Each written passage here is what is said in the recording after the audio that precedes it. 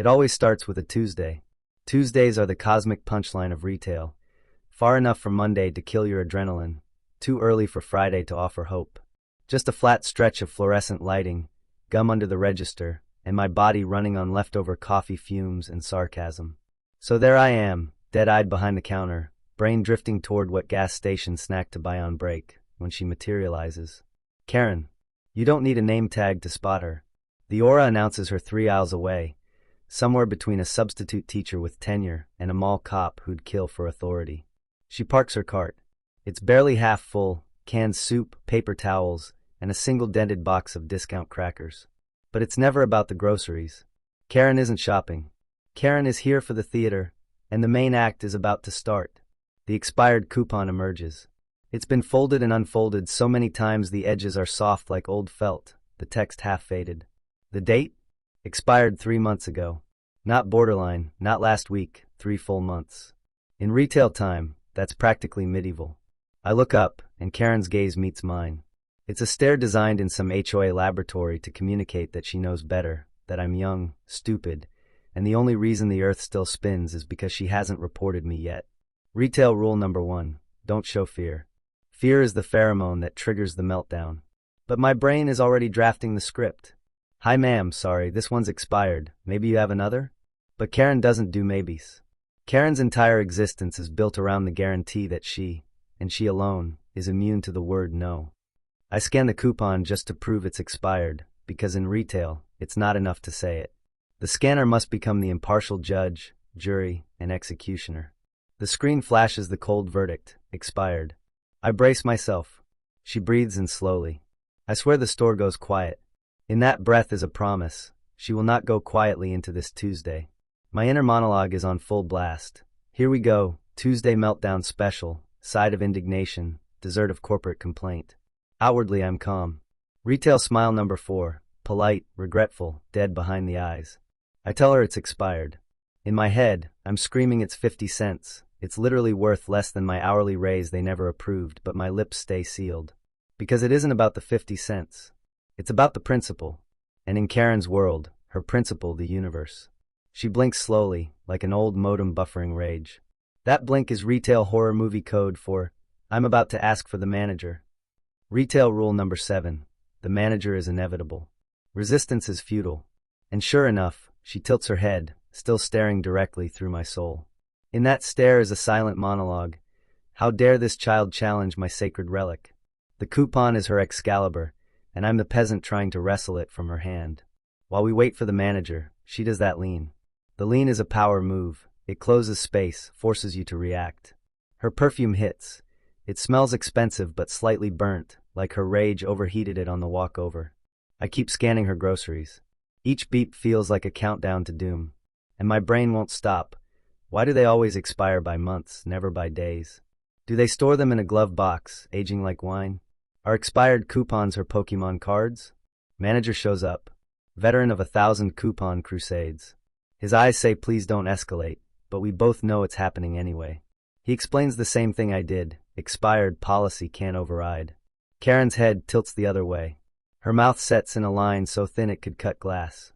In that moment, you could measure the temperature drop in the aisle. In my head, I'm narrating.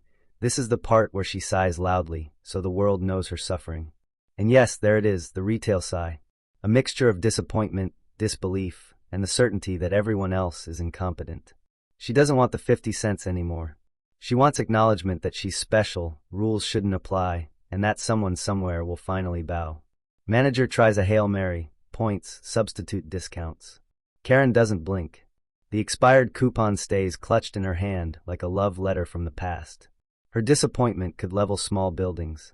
Eventually, the manager shrugs politely, the universal sign of corporate defeat. Karen pays, but each movement of her card is an insult to her dignity. She snatches the bag. The coupon remains in her hand, limp but still sacred. She leaves. The next customer steps up, eyes a little wide, pretending they were definitely texting and not witnessing my retail trial.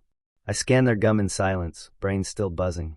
Because the meltdown is over, but the aftermath lives on. The next hour is the retail ghost zone. Short lines, brain on auto, me replaying the Karen meltdown in my head like a bad sitcom rerun. It gets funnier the more I think about it. The way she held that coupon, the slow-motion sigh, the pure disbelief that time could apply to her.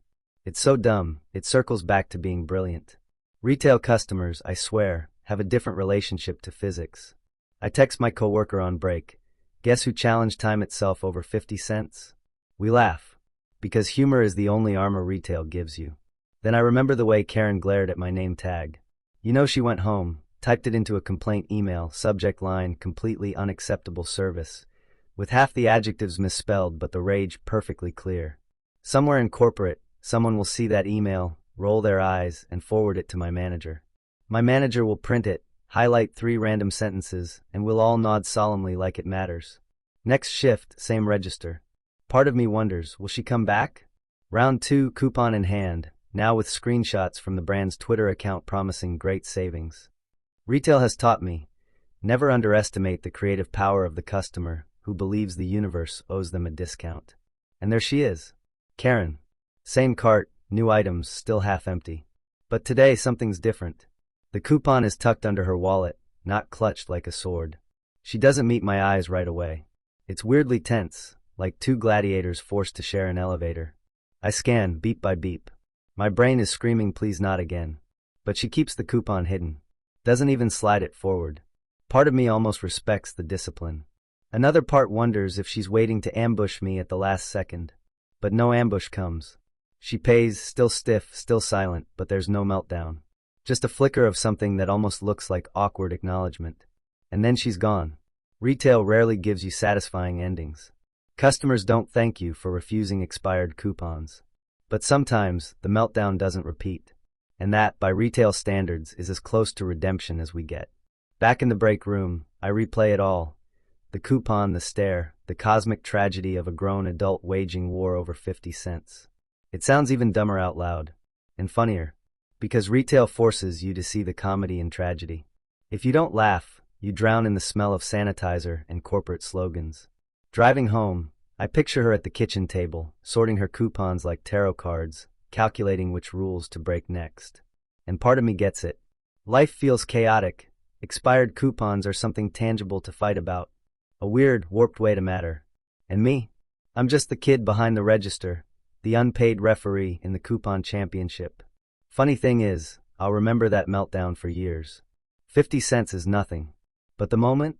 The drama, the absurdity, the death stare over the conveyor belt, that sticks with you. That's what retail really is. Thousands of tiny, bizarre human stories. Customers you'll never see again, but whose meltdown becomes a legend whispered to new hires. And next week? Another Tuesday. Another expired coupon.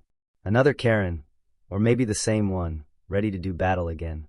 And I'll be there, retail smile polished, sarcasm quietly humming under the surface, bracing to explain that yes, time still exists. Even for her. Because in retail, the drama is free. And the laughs? Those are the only real discount you get.